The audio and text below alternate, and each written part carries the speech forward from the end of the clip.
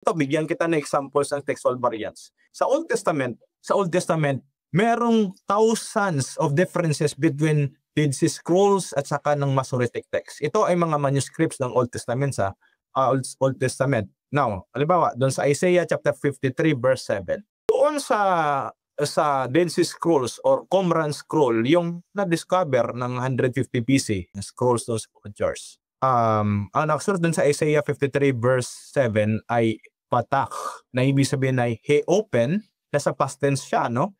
Pero doon sa Masoretic text, sa Isaiah 53:7, ang nakasulat ay yaftak, ibig sabihin he opens, present tense. Yan, may pagkakaiba, textual variant yun.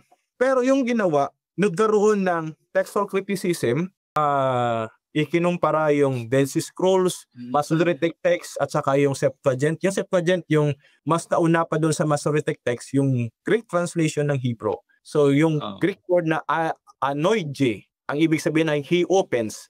So, nag-agree yung Masoretic text at saka yung Septuagint laban doon sa Dead Sea Scrolls. Kaya hindi ito ma-address ng Bible alone.